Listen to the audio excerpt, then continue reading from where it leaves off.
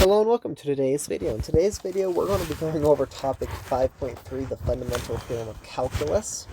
So just as a small bit of background for you, the fundamental theorem of calculus was really first, I suppose, thought of by Newton's mentor at Cambridge University. And Newton's mentor, Isaac Brow, discovered that the properties of area and the area and the tangent line are connected. So these two ideas actually come together in the making of the fundamental theorem of calculus. So the fundamental theorem of calculus is broken into two parts, one of which covers functions defined with an integral, and the other part talks about how to evaluate definite integrals. So what I'm going to do is I'm going to talk about the definite integral part first, and then move on to the function defined part. As we'll see, it will grow easier to show you why some things work. So the first part of the fundamental theorem of calculus states, if f is a continuous function on the interval a to b, then the integral from a to b of f of x dx is equal to capital F of b minus capital F of a, where f is the antiderivative of f. That is a function f such that f prime is equal to little f. So what this is really stating is that the integral from a to b of a derivative or of a function is equal to the antiderivative evaluated at b. So we take the antiderivative at b and then subtract the antiderivative at a. So now I want to use this to evaluate these following integrals, or definite integrals. So we're going to say, what is the antiderivative of x squared? That would be x cubed divided by 3. The antiderivative of 2x is x squared, and the antiderivative of 4 is 4x. Then we will use notation to say that we're evaluating this from 3 to 1. Now what we have to do is we have to plug in 3. So we'll take 3 cubed divided by 3 plus 3 squared minus 4 times by 3. And then subtract that from the value at 1. So we'll take 1 cubed divided by 3 plus 1 squared minus 4 times by 1. And now we just have to evaluate it. So we get 3 to the power of 3 is 27 divided by 3. That evaluates 9 plus 9 minus 12. Minus 1 to the power of 3 is just 1. So we get 1/3. And then 1 squared is 1, minus 4 is -3. So what this second half evaluates to is -8/3. Alright, so we get 6 minus -8/3, so we get a plus 8/3. So we will get 8 2/3, or 8.66, repeating. For this next integral, you may recall that if f is even, we can evaluate the value of the integral at from going from 0 to 1 to find the area under the curve. So we know that because this has an even power, this x to the 100 is going to be an even function. It's going to look something like this in actuality, with a very, very small smooth corner. But I digress. So evaluating this, we have to increase the power of the exponent by 1, so we get x to the 101, and divide that by 101. Now, because this is even, we're just going to say that this is the same thing as 2 times by the integral from 0 to 1 of x to the power of 100. Well, we are going to now say that this is going to be 2 times that. And we are going to evaluate this from 0 to 1. Well, if we plug in 1, we are going to get 1 to the power of 101 divided by 101 times by 2. Well, actually, let's keep the times by 2 out there. And then now if we plug in 0, x is just 0, so the function is going to be 0. So we get 2 times by 1 divided by 101. So we get an answer of 2 divided by 101. All right. For this next integral, what we have to do is we have to swap the bounds. So this is going to involve us now saying negative the integral from pi over 2 to 0. And now we know how to evaluate this integral of cosine of d theta. Well, the antiderivative of cosine is sine, so we get we'll get negative sine of theta evaluated at pi over 2 and 0. Evaluating sine at these points, we will get sine of pi over 2 is 1. Sine of 0 is 0. So we'll get an answer of negative 1. Now moving on, we don't have a quotient rule per se for the definite integral. So instead, we have to sometimes divide out functions. So for this left function, we're going to divide this y squared, and we're going to get simplifying this integral from the integral from 1 to 3. Y cubed divided by y squared is just going to be 3y. Negative 2y squared divided by y is going to just be minus 2. And then finally, negative y divided by y squared, that's going to be negative y to the power of 1/2.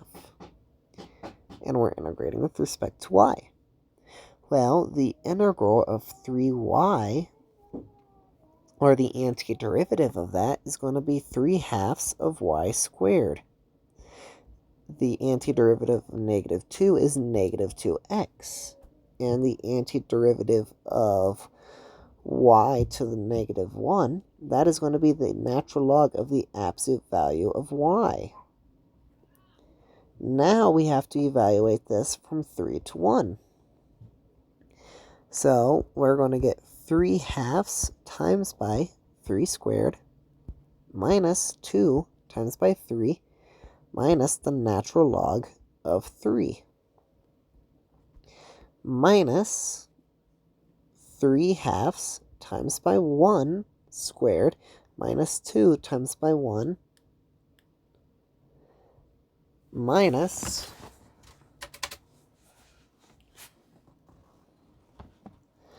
the natural log of 1, the absolute value of natural log of 1.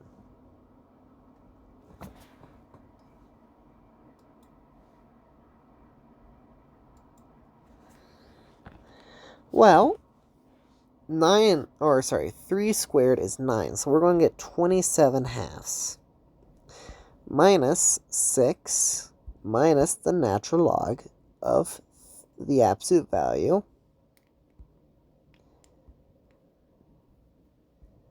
of 3. Now we're going to subtract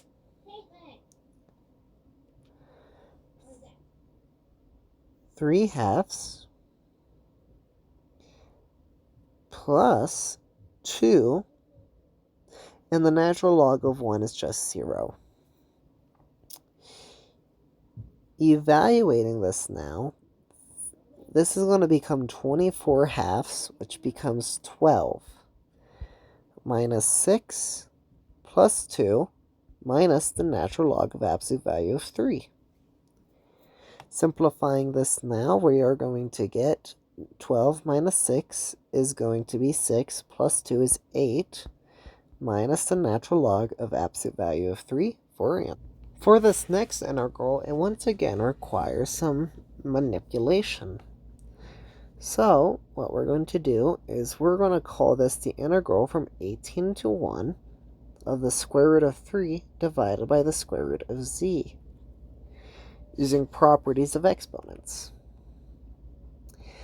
Then, what we have to do is we have to realize that the function whose square root is going to be, or really what we can actually do, is we're going to call this negative 18 to 1, or the integral from 1 to 18 of the square root of 3 to z to the negative 1/2 dz. Now we're just going to increase the power of the exponent by 1, so we get the square root of 3 times by z to the power of 1/2, and then now we have to multiply it by the reciprocal of the exponent, which in this case is going to be negative 2. So we get a value of negative 2 square root of 3 z to the power of 1/2, evaluated at 18 and 1. Now what we are going to do is we're going to evaluate this value at those points. So we get negative 2 square root of 3 times by the square root of 18, which we're actually just going to bring the square root of 3 into there. So we're going to get square root of 3 times by the square root of 18 minus negative 2 times by the square root of 3 times by 1. Evaluating this now, we get negative 2 times by the square root of, which is going to be minus 2 square roots of 54 plus 2 square roots of 3. Well, now what I think we're going to try and do is just simplify the exponent. I'm going to use my little tree diagram here. So we're going to divide by 2. We get 27. 3, 9. 3, 3. So we can pull out a factor of 2. So we get negative 6 square roots of 6 plus 2 square roots of 3. So as I often say, all humans make mistakes, and I did make one here. The reciprocal of 1/2 is just 2, not negative 2. So I have to go through here and eliminate all these negatives. This is going to cause this answer to be negative on the left, and this right answer to be positive on the right. However, or sorry, not positive, but negative on the right. So now we get an answer of 6 square roots of 6 minus 2 square roots of 3. And that should be our answer.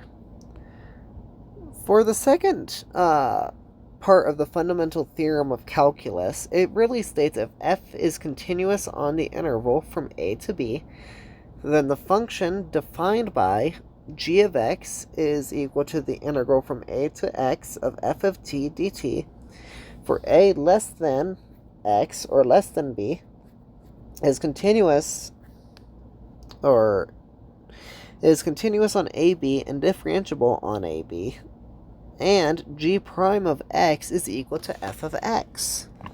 So what's that really saying? Well, it's really supposing that if I take the derivative of g of x here, defined by a to the x of f of t dt. We're going to take the derivative of this with respect to x, and the thing that's going to pop out is going to be this f of t. It's going to become f of x, and that's going to be our g prime of x. So now if I ask you to do that with this first function down here, find the derivatives of the following. Well, g of x is equal to the integral from 0 to x of the square root of 1 minus plus x cubed. There is no antiderivative for this. Ooh, actually, allow me just to take one small step back before I talk about this. Why does this work? Well, we know that the integral, well, let's say g of x is equal to the integral from a to x of f of t dt. Well, we can evaluate this integral using the part 1. This is going to be capital G, or really actually capital F, because we're integrating f of x minus f of a. Capital F here. Well, now if I want to find the derivative here, I have to take the derivative of this. And we know capital F of x, that's just little f of x. However, what is the derivative of a constant? That is 0. So that's how we get this, solution here, where g prime of x is going to be equal to the integral, or just be the integrand of the integral. So now, moving forward, we now can use our knowledge that if we want to find the derivative of this with respect to x, well, that is just going to be the same thing as g prime of x is going to be the inside function, the square root of 1 plus t cubed. Alrighty, what about this next one? Well, we don't have any integral that we can show for that. We can't evaluate this as f of x minus f of 0. So what we have to do is we're just going to take the derivative. And the cool part about this is, I suppose this should be g of w, taking the derivative. So g prime of w here is going to be sine of 1 plus w cubed.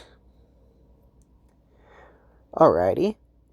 Well, what if we have a function in the integrand, or in the bounds of the integral? Well, we're going to once again take the derivative with respect to x, but this time we're going to have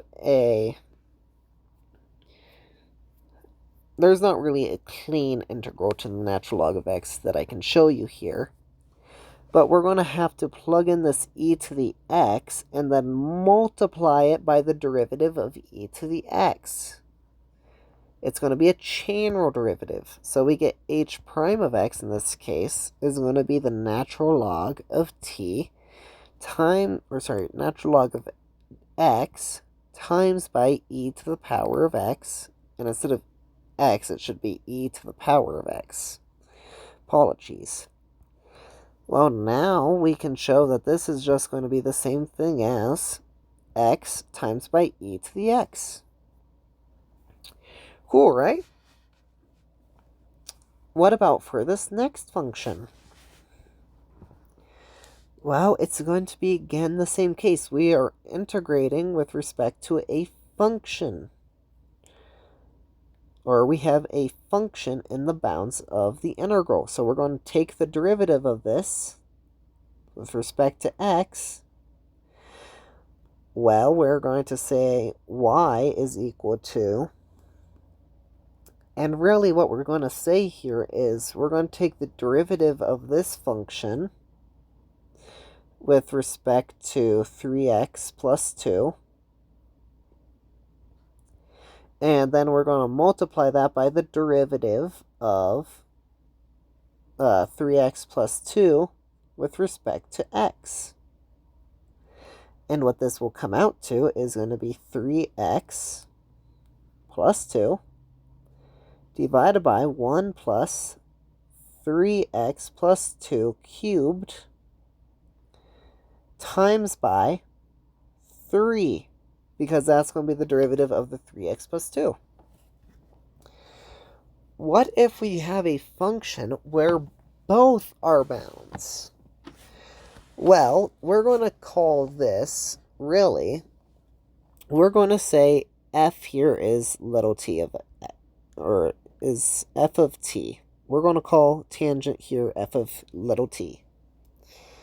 Well, we know that this is going to be then big T, or big X. Evaluating this integral, we take the top bound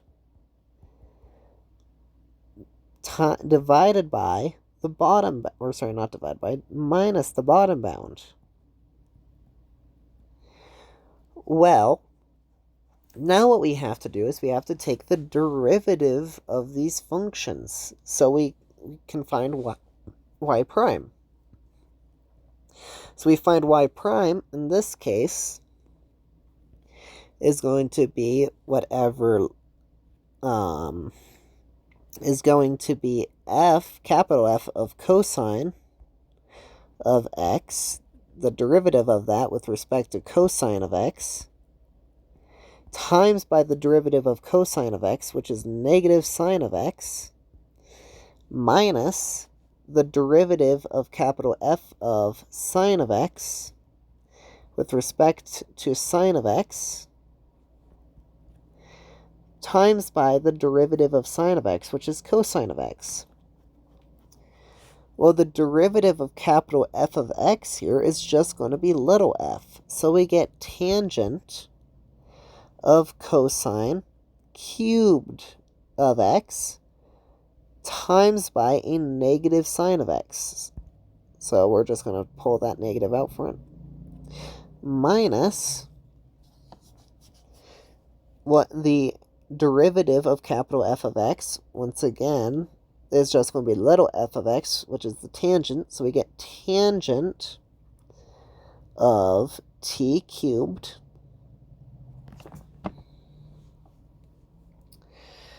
or sorry, not tangent of t cubed, tangent of sine of x cubed times by the derivative of the inside function, which is just cosine of x. Well, I hope this video you have found informative, and if you did, please make sure to like and subscribe. If you have any recommendations for my content going forward, feel free to let me know. I will always appreciate your feedback.